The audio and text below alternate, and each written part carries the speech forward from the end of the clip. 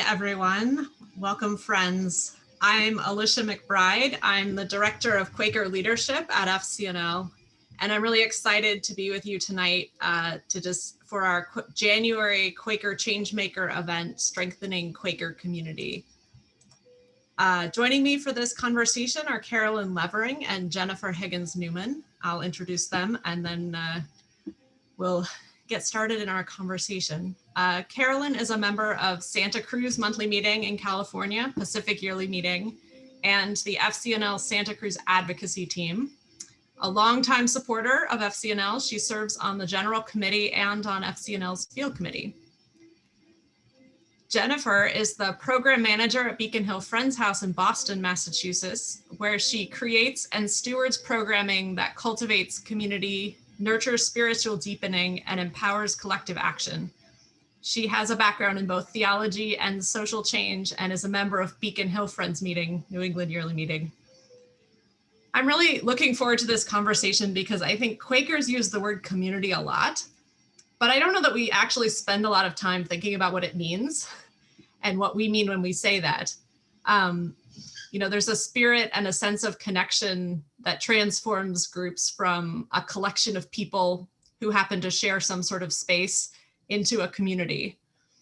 And so tonight or this morning, depending on where you're joining us from, I'm excited to talk about how can we nurture that spirit of community, and what are the opportunities and challenges does a virtual gathering introduce to this work, since that's the form of community we're all in mostly right now. I will say, you know, my thinking on these questions has already expanded in the conversations with Jen and Carolyn in preparation for this program. So I'm very excited to get into it. But first, I want to pass it to Bobby Trice, who's going to cover a few tech announcements. Thanks, Alicia, and hello, friends. My name is Bobby Trice. I'm the Quaker Engagement Associate at FCNL, and I'll be running technology for tonight's event. A few tech considerations to keep in mind. As folks already are, please do say hello in the chat. Share your name, location, and meeting or church if you have one. We're so glad you're here, and we'd love to see those greetings come in the chat. You might notice it says we're streaming live in the upper hand corner. Don't worry, we're not. It's just our captioning service. Captioning is available for this event, so if you would like to access that service, click on the closed captioning button on your Zoom toolbar, click the little caret, and select Show Subtitles. We'll also have some time for you to ask questions towards the end of the event, and we'll do our best to address as many questions as we have time for, but we'll likely not get to all of them. Please submit your questions in the chat. And when you do, include your name, location, as well as your meeting or church affiliation, if any, and our moderator will direct them to the panelists. If you're calling in on the phone, which I do see one or two folks are, you can press *9 to raise your hand if you have a question you would like to ask during our Q&A portion, and we will unmute you and invite you to ask your question via phone. And as you can see, we are recording this evening's speaker portions, but the audience will not be included in the recording for privacy reasons. Even so, feel free to turn off your video if you're uncomfortable keeping it on. And I think with that, I'll turn it back to Alicia. Thank you so much for being here, friends.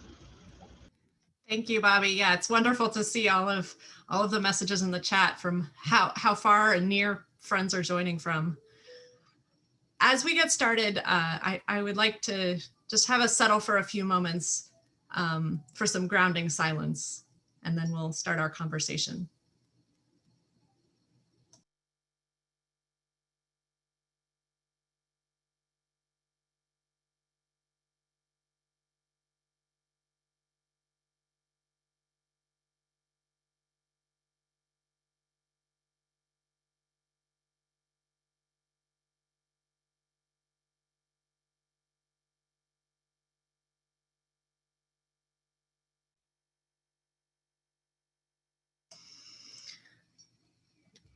Thank you, friends. All right, so I want to start with this question of community and what we're talking about when each of you are talking about community. So I think, Carolyn, let's start with you. What are the Quaker community or communities that you're part of? And can you tell me a little bit about them? What connects you? Well, right now I'm pretty involved with a lot of different Quaker communities. Mostly my Santa Cruz monthly meeting is the first one, but I'm also involved in our quarterly College Park quarterly meeting and Pacific yearly meeting. And out of that, I'm involved with other smaller communities around those issues. And of course, I'm very involved with FCNL and their work. Thank you. Jen, what about you? Yeah, so like Carolyn, I'm a Quaker. I am a member of Beacon Hill Friends meeting. It is a New England yearly meeting of Friends, and I'm in the Salem quarter. But in thinking about how I might answer this question, I was reminded of Parker Palmer's definition of community, which is community is the place where the person you least want to live with always lives.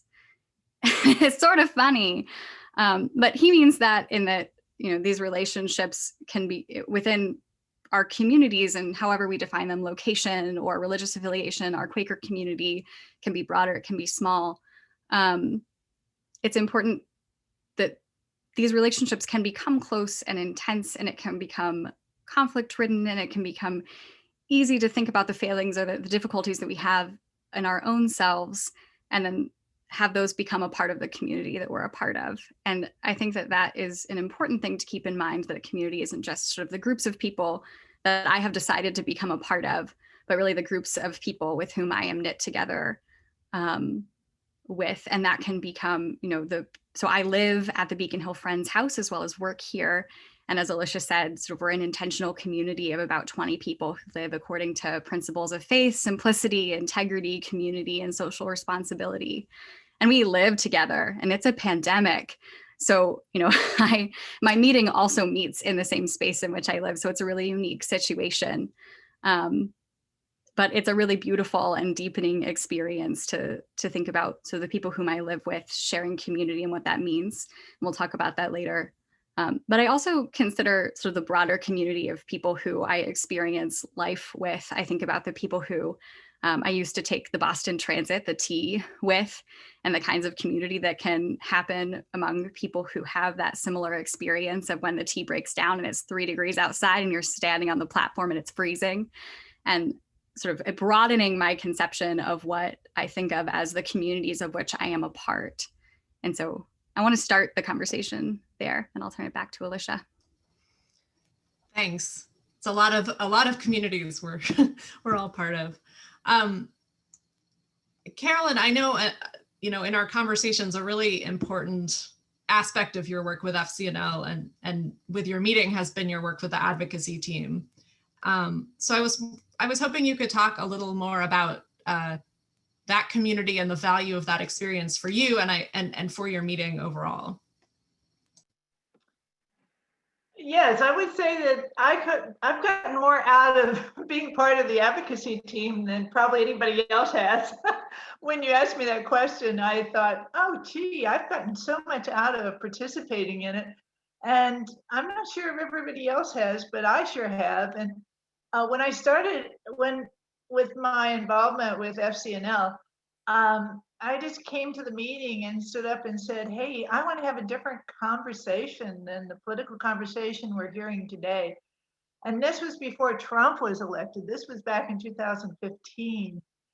And I was shocked at how many people, approached me and said, hey, I want to do that too. And so I was really blown away initially by how many people wanted to participate in a different conversation and focus on social justice issues. So that was a surprising element to me about it. But since our team has been going really strongly for the last 5.5 years, I just noticed myself, what has changed for me myself. I was just peripherally involved with our meeting before I got involved with the advocacy team. And since then, I've become a member of the meeting. I have really deepened my spiritual experience. I know now what it means to be called. I didn't know what that meant before. I have a sense of being called to this work, and I'm noticing the voice within. And I'm not sure if I could hear that voice or I understood what that voice was. And now it's really clear to me. So that's the main thing I think I've gotten out of it. But I also started asking other people after you asked me to do this, and ask them, well, now what do you think has been the value for our meeting of having the advocacy team? And some people had participated in it either now or in the past, and some people were just kind of like not really, but knew about it. And they all jumped to say, oh my gosh, our advocacy team has brought such pride to our meeting. It's brought such joy, and we feel connected with something much bigger than we are. And you keep inviting us to participate, and we feel like you give us opportunities to participate in something beyond just our little meeting. And I was like, wow, I didn't know that. I just keep doing this. And you don't always know what the effects are of what you do because you just keep doing it anyway. And as that would be the case, I just keep doing it. But I was surprised that people were saying, oh, you give us such an opportunity to participate in something much bigger than we are. And that's such a joyful thing for our meeting. Wonderful. I realize we have not defined what advocacy teams are. Not everyone on the call may know that. Do you want to just say a little bit about what that program is about? Yes.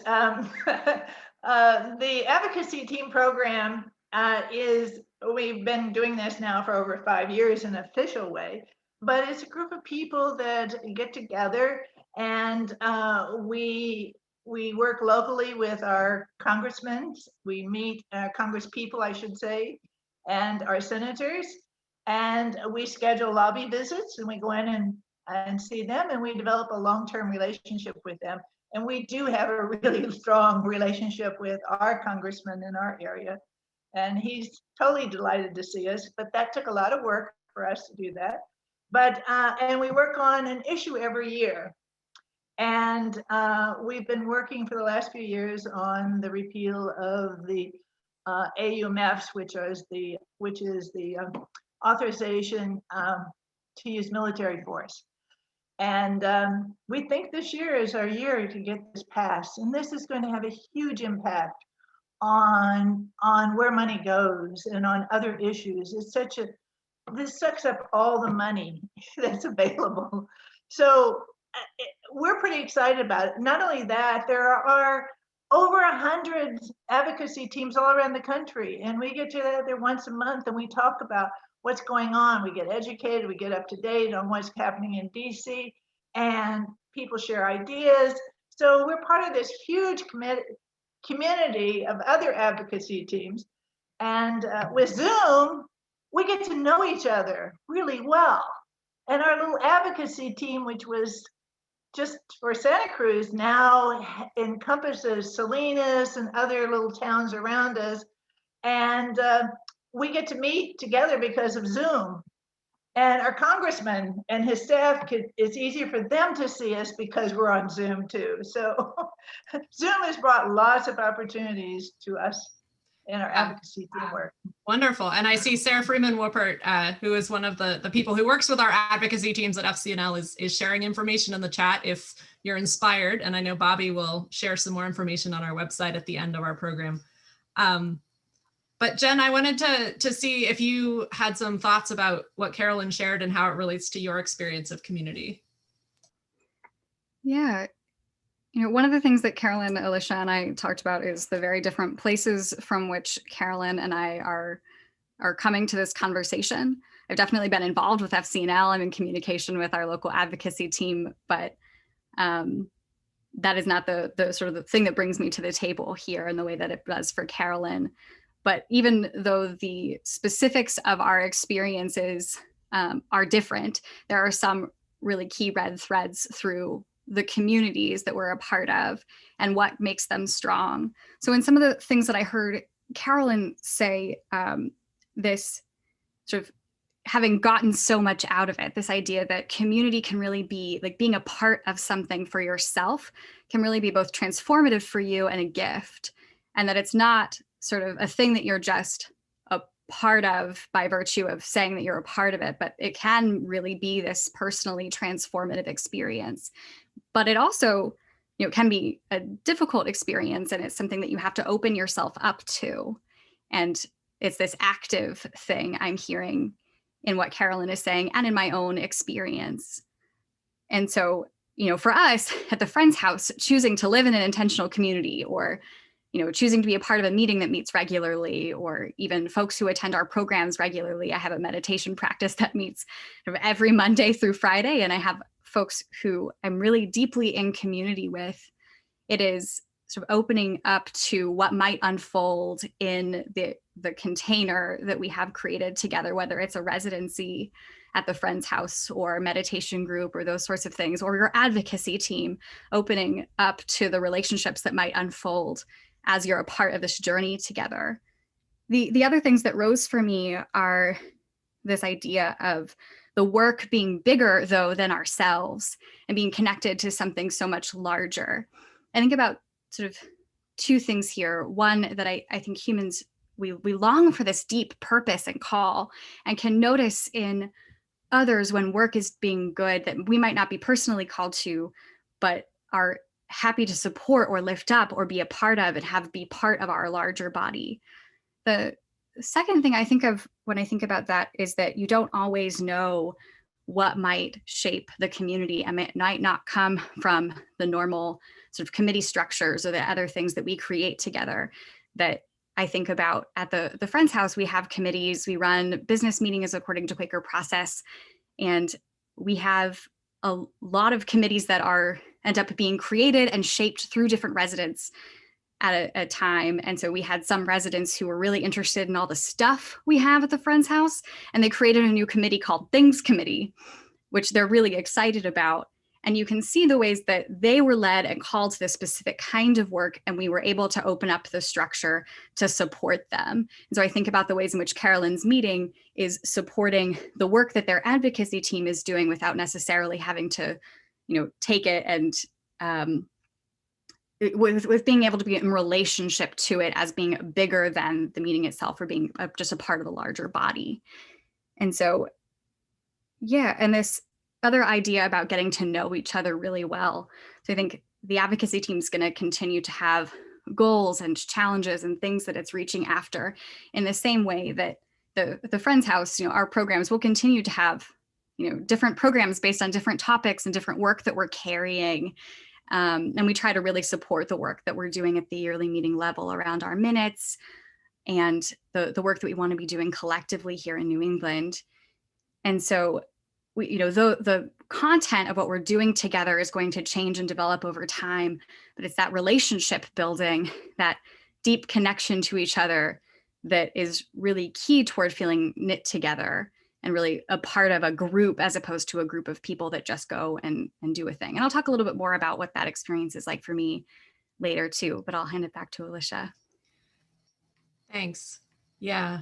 I think we've touched on this next question a little bit already, but I want to talk sort of what you see as the characteristics of a thriving community. Like, what is essential for that group of people to really have those relationships and connections. And I also want to talk a little bit about the challenges and opportunities of the last 10 months when everything has gone into Zoom or phone or other, non-contact ways of communicating.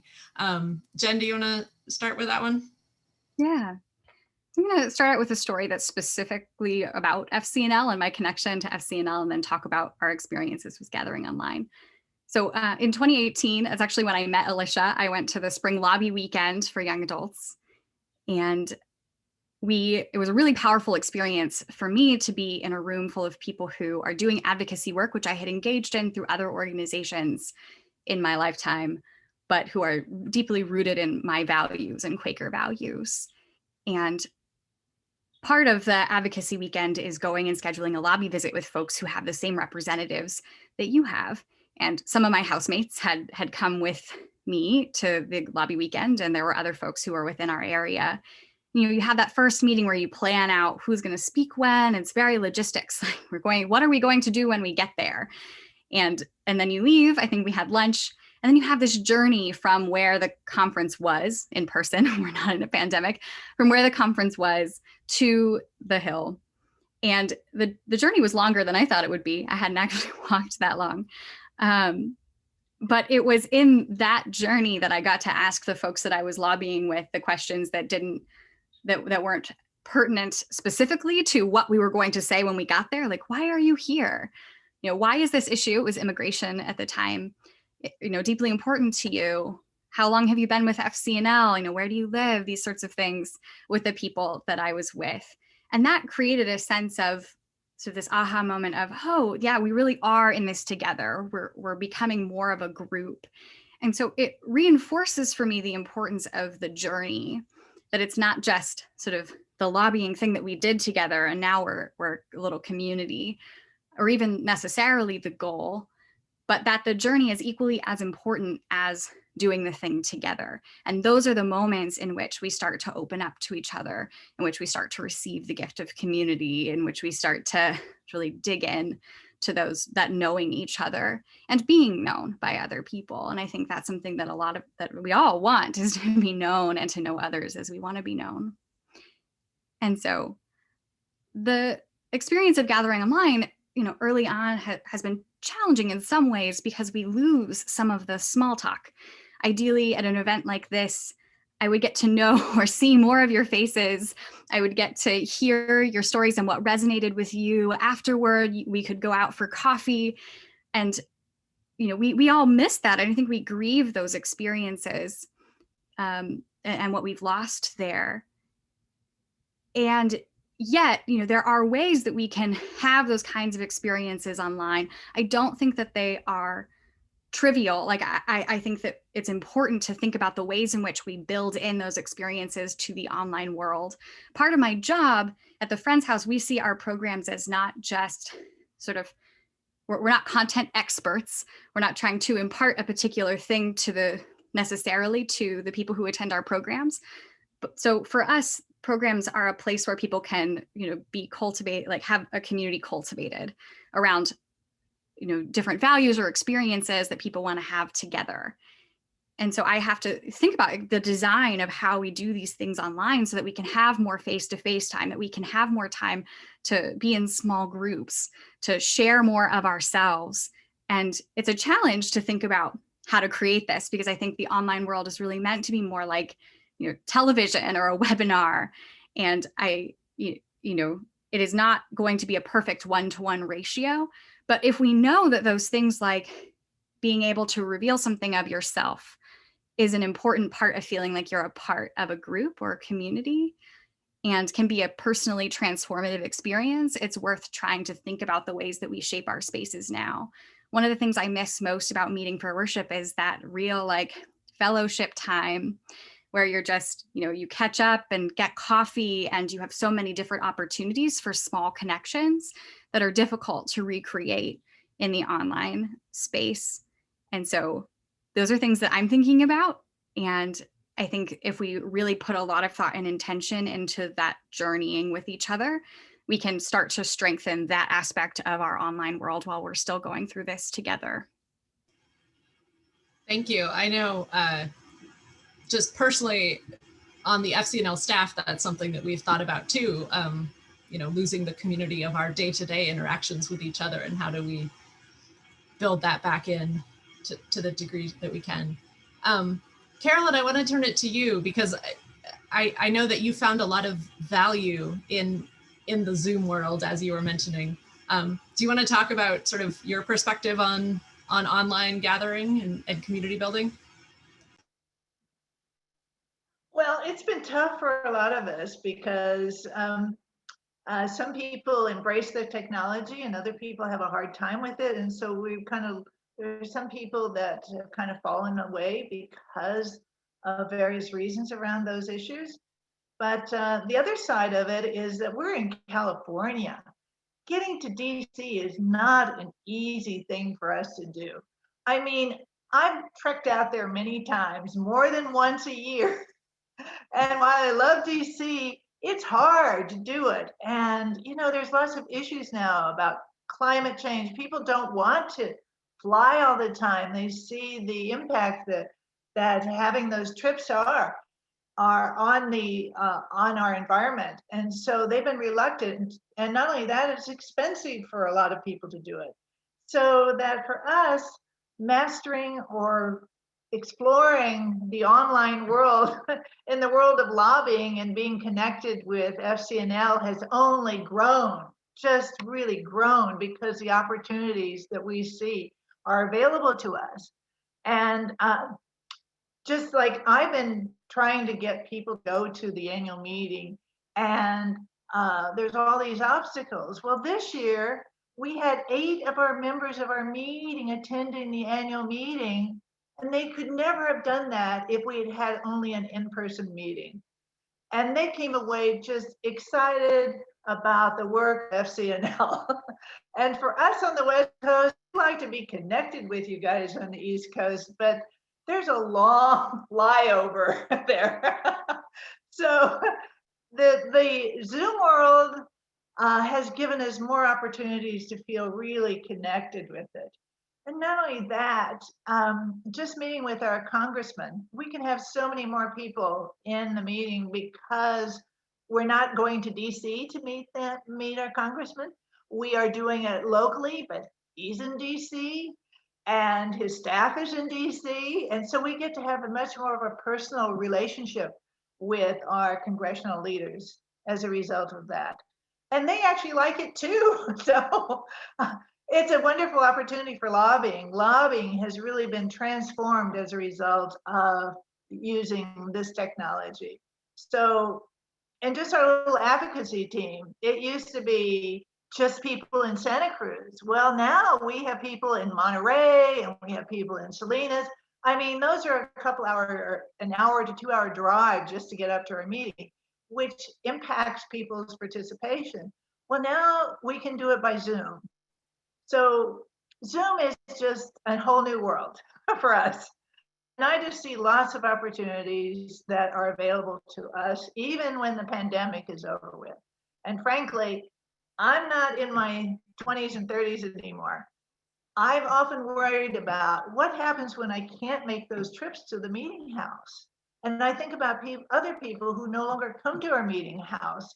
And now with technology through Zoom, they can participate. And I go, wow, the world has opened up to me, even though I'm one of those senior citizens now, in which I can see myself participating for many, many years, long past where it's like, oh, I got to get in my car and go to another meeting time. So I'm excited that we've embraced this and we use it. And it's really opened up a lot of opportunities for us. Thank you. I just want to reflect a little of what I've heard. It's, you know, I think that the Zoom and online community building and event experience has certainly made me think about accessibility in different ways. You know, I think it's made things more accessible for some people and less for others, and sort of thinking about how we adjust to that. I also just want to name something I think both of you have talked about, which is the importance of space for vulnerability in creating community. This idea of like stepping into something and putting something of yourself out there is very scary sometimes, but it also is really, you know, I'm hearing that that's a really important part of a strong community. I want to ask one more question and then we can take some of the questions that are coming in from the audience. But I want to ask about sort of this interplay between individual experience and community, and sort of how have you seen the best of individuals raised to another level through participation in community? Carolyn, do you want to start? Yes, I mean, one thing is that we just had, as I said, we have a strong relationship with our local congressman. And so we had a new lobby visit. We usually see them once or twice a year, and staff in between. But we had some new people who had never really lobbied before participate with us.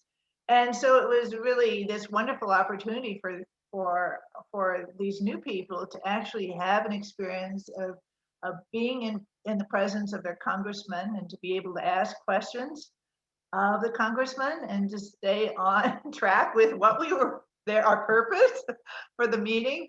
And they came away really excited about the opportunities that are available to them. And while a lot of people who lobby with us, have other issues they want to work on. And I feel like that part of what we do is we empower people to learn how to lobby effectively, so that they can take those skills and use them with the other issues that are important to them. And so that to me is one of the big opportunities that we have. And I just feel like we don't have to get in our car and drive an hour to sit in a meeting for another hour and then drive back home again, when we have this community which is right there available to us. That's a big plus for me. Yeah, definitely. Jen, what do you think? Yeah, so the language of this question is great because it mirrors a quote that my colleague Nils and I brought to an FCNL Witness Wednesday event back in October, and it comes from Quaker friend Doug Gwynn in a book, A Sustainable Life.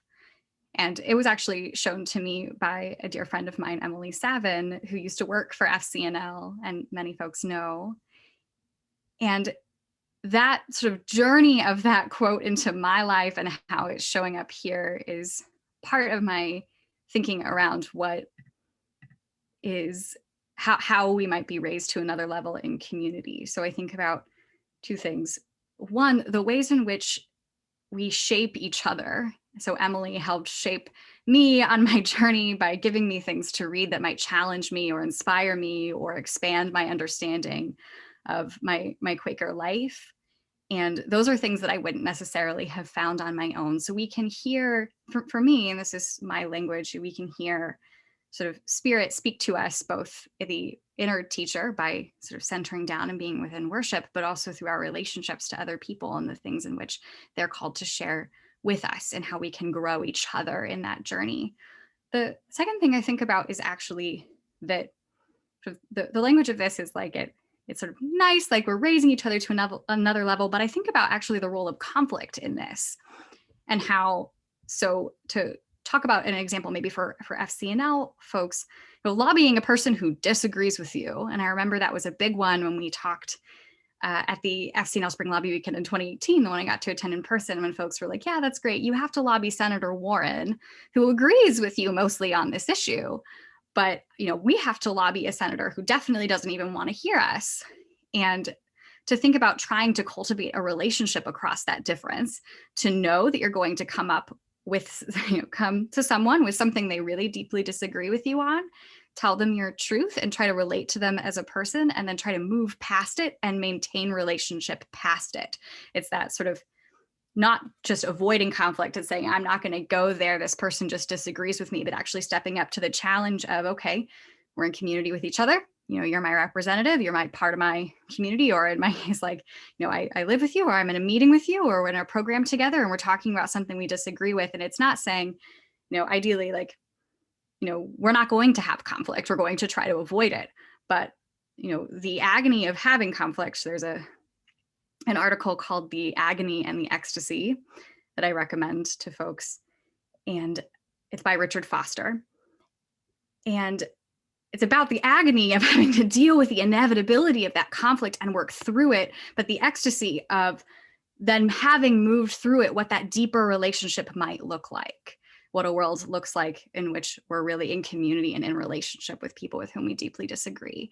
And so I've seen the ways in which I have been transformed and changed by those conflict relationships, as much as people who maybe even more so than being, friends with people who agree with me.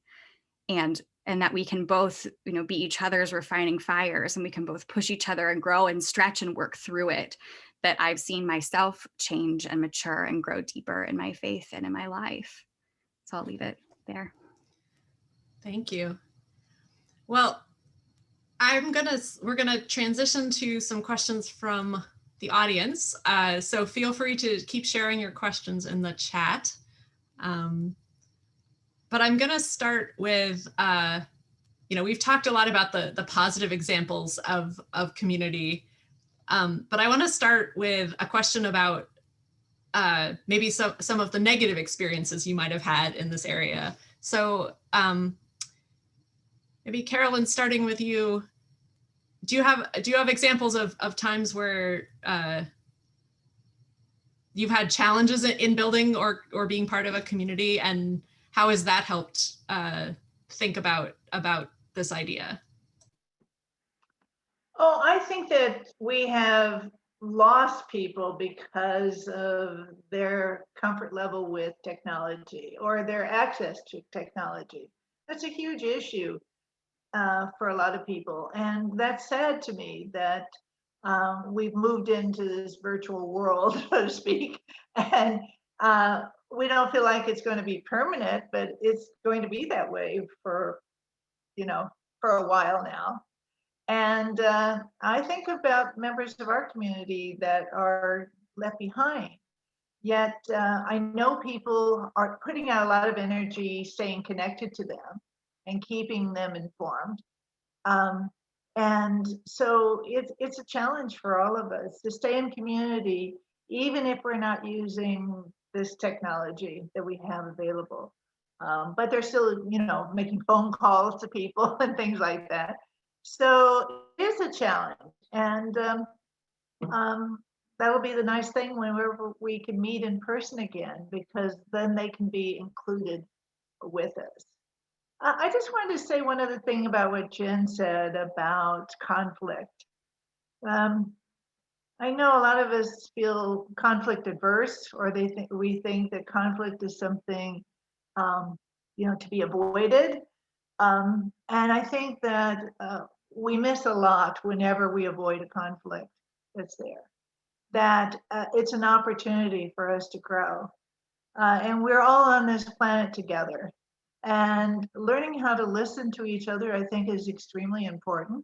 It doesn't mean you have to agree, but I think we all deserve and want to be heard in our position. And that's an important skill that we bring, is our ability to listen to one another and to each other, and to realize that we can learn something from each other, even if we disagree. We do have a right to disagree with each other. That's a great point. Jen, do you have things you've learned from failure as well as success that you would want to share? Yes. So one of the things that keeps coming up for me is this idea of welcome, and how to really provide space for us. We're not just, in a similar way to FCNL, our community includes Quakers and not Quakers, and folks who share our values, but folks who aren't sort of part of the Quaker world.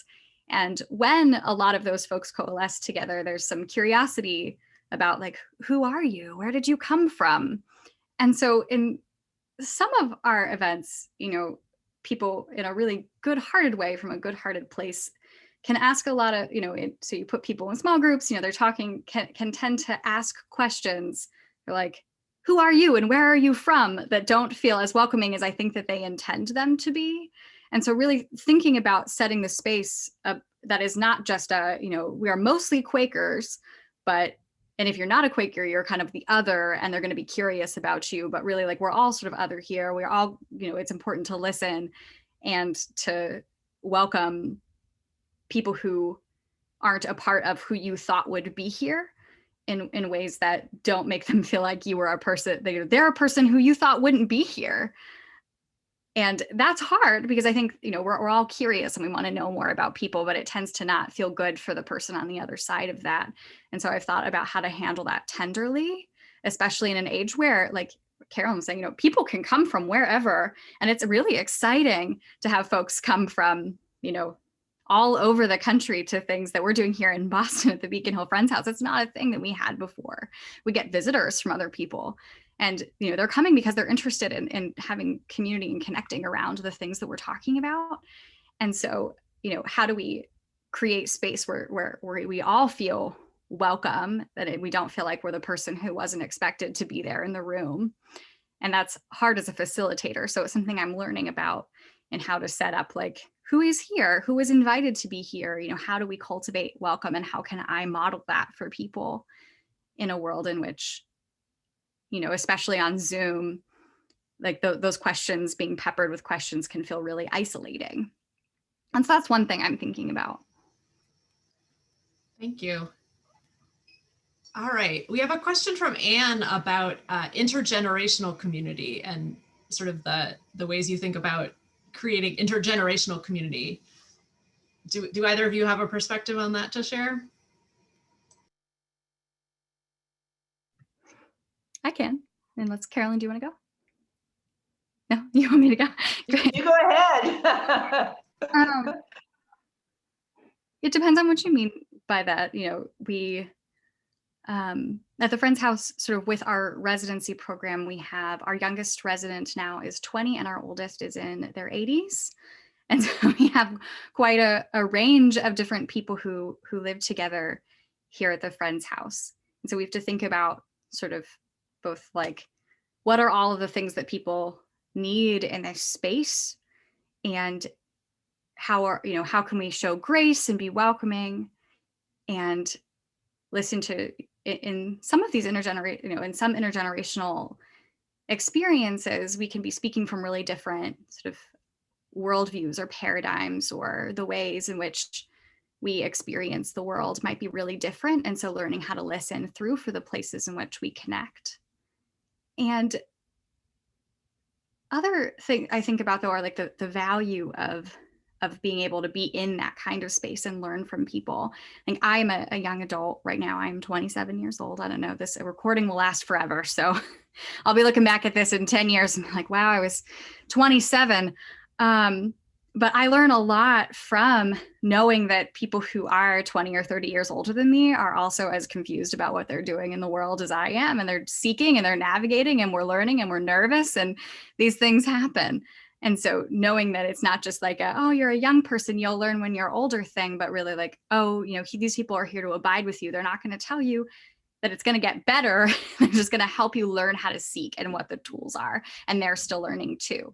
And so to know that folks along, any generation are actually learning, and also to hold that folks who are younger can be elder roles or be mentors and have wisdom, and to create a space in which you can really learn from that is, I think, beautiful and helpful. It's not easy.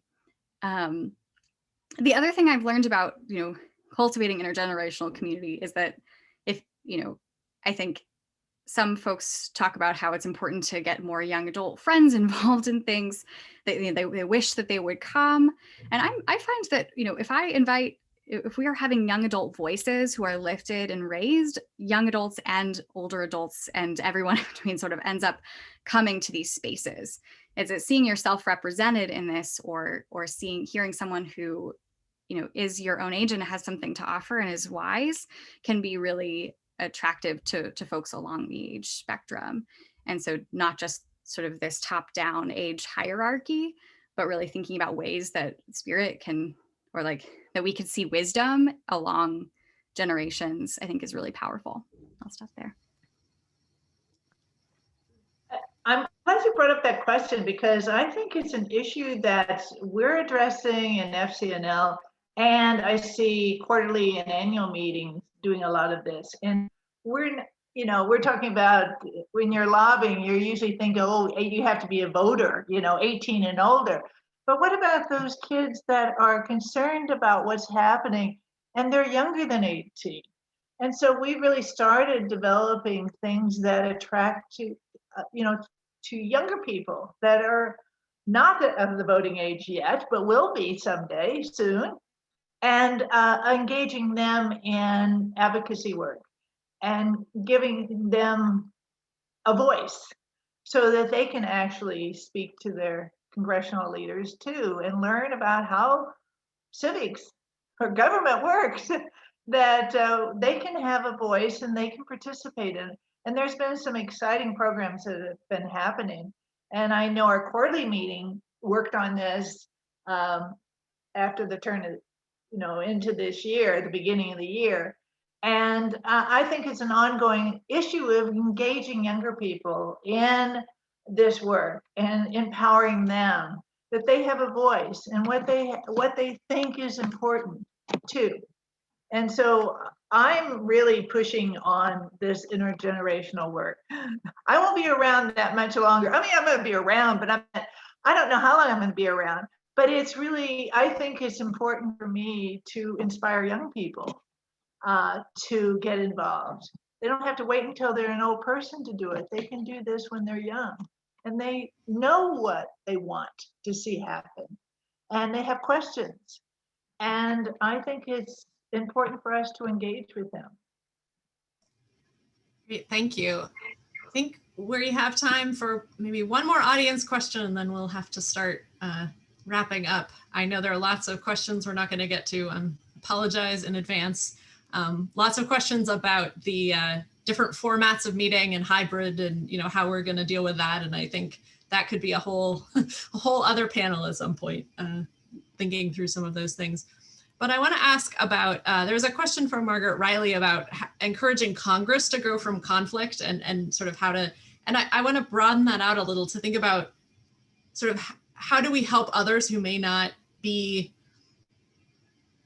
have the same ideas of community and the value of how we build community. How can we help them participate with us, or how do we learn from them and how do they learn from us? Whoever wants to start in on that one.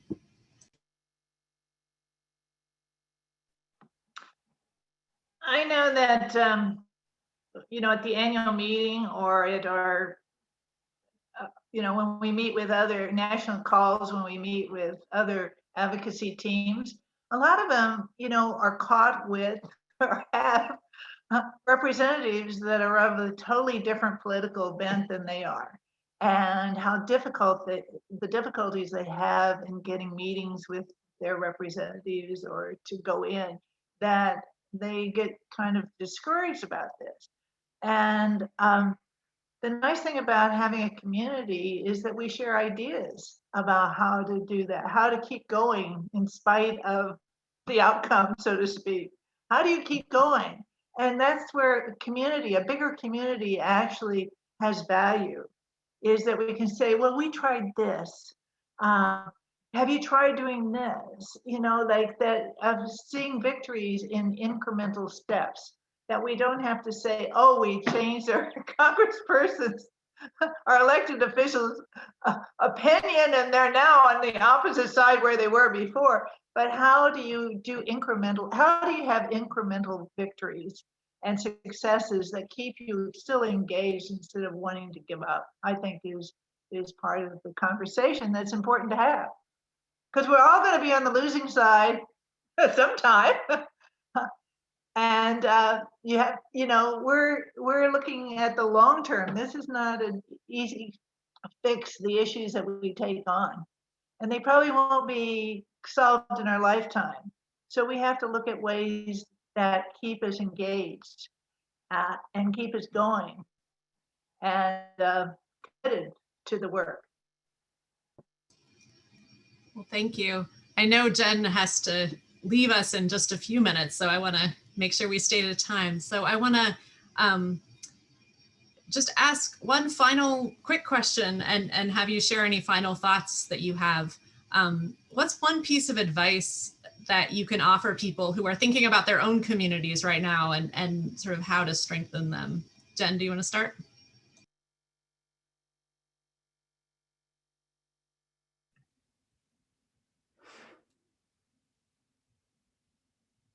Part of my thinking around this is sort of to advise less and abide with more, which is that, what is your piece of advice, is to not give advice. I think especially in this time, I was resonating with Carolyn was saying about experiencing loss and difficulty and feeling the magnitude of the importance of incremental change, but like the pain of it sometimes, and the trauma of this time we're going through. And that really, I think, finding moments where we can sit with one another and just be in worship or in whatever sort of lets you grieve together, to look for moments to do that, because it's important. And also to look for moments of cultivating joy together and celebrating those and naming them and lifting them up. Think about for us, the day after the Capitol was stormed, many residents here, we're all just trying to process it. And we didn't plan this, but almost everyone who lives in this house ended up having sort of coffee together and just kind of showing up in the communal space where we knew others might be. And we didn't talk about it all that much, but we just sort of sat with each other in it. And those moments are important. So as many times as we can have that sort of abiding grace with each other, that's, I think, the heart for me right now of who I feel tied to and knit together with. Carolyn? Oh, that's such an important thing to say, and I really appreciated hearing that, because I do think that what brings us closer lots of times is, the trying moments where we do need to grieve our losses, or what we think are losses at the time, and so we can move forward. What came to mind when you were talking was, after the 2016 election, we had our FCNL annual meeting, and I had to fly out early that morning because, it's an all-day flight for us to get to DC, and I didn't really even know who had won the election. And then I landed in DC to find out, Trump had won. And so we went to the meetings and we were all in shock, and I remember that. And we did a lot of crying together. We cried a lot together because we had plans that were different than the plans that we're going to have to use at this going forward. And we cried a lot. And then at the end of the first day, I sent a long email to my team telling them what we had done. And I knew they were all devastated too. But I just shared about how we sat together and we grieved together. And for team members, when I came back, they said, "Oh, we really appreciated hearing that. That meant so much to us to hear what was happening in DC." And they were in California too. So sometimes, those kinds of things can spread out farther than just your immediate moment with those people. It's just sharing them with a note or an email or something, a phone call maybe, can have such a rippling effect for a lot of people. Thank you. Well, thank you both so much for this conversation. I feel like my thinking has changed as, the longer we talk, and we could obviously keep going for much longer. Before we wrap up, I just want to give Jen a chance to talk a little bit more about the work Beacon Hill Friends House does, and share how you can find out more if you're interested. Yeah, so I am the program manager at the Friends House, but we have sort of normally 3-ish different programs. Hospitality, if you're looking for a place to stay in Boston, we have guest rooms in non-pandemic time.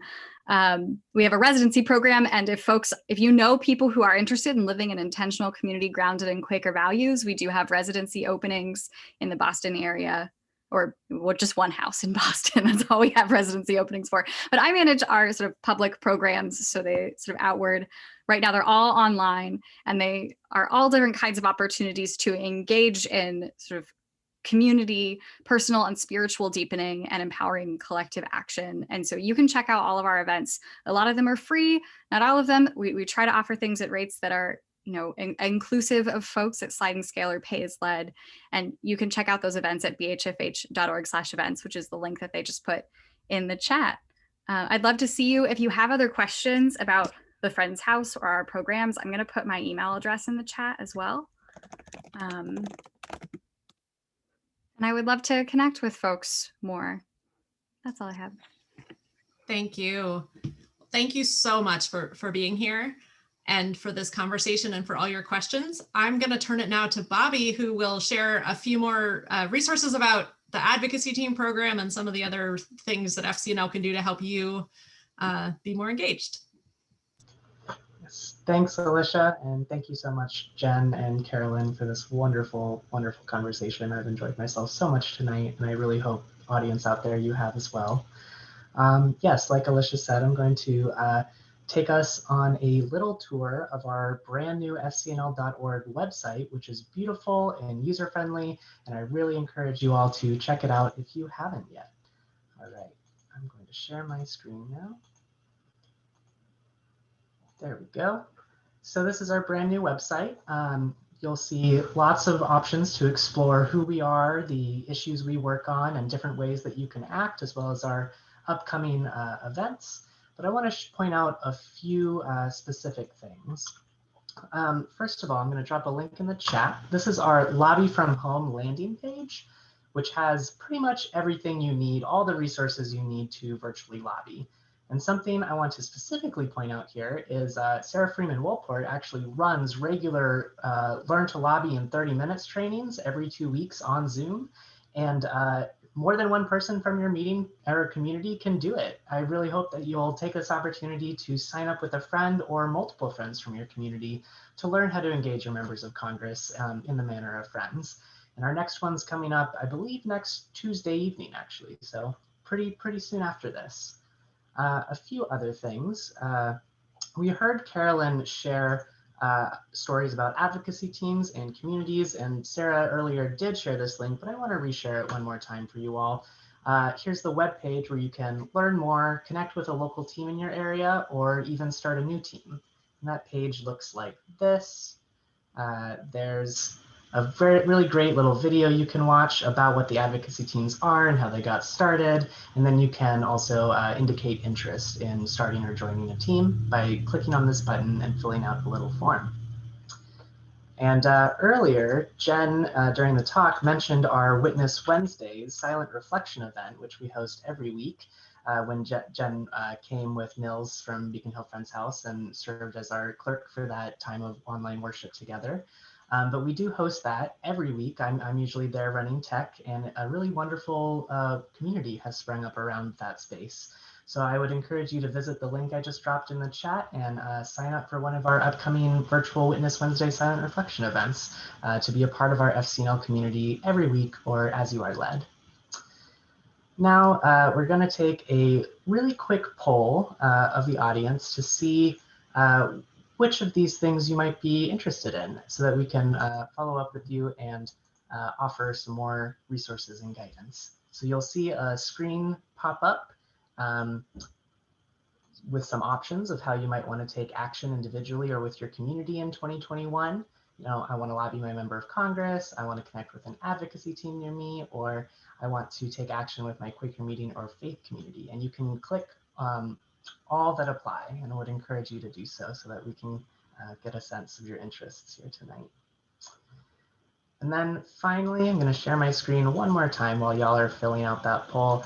I do hope that you will join us for our next Quaker Changemaker event, Quakers and Migration, Local, National, and Global Action for Immigration Justice. This will happen on February 24th from 3 to 4 p.m. Eastern. And I'll put the link to register in the chat as well. But with that, friends, I think we are done tonight. Thank you so much for being here. Go well, be blessed, and know that you're beloved. Good night.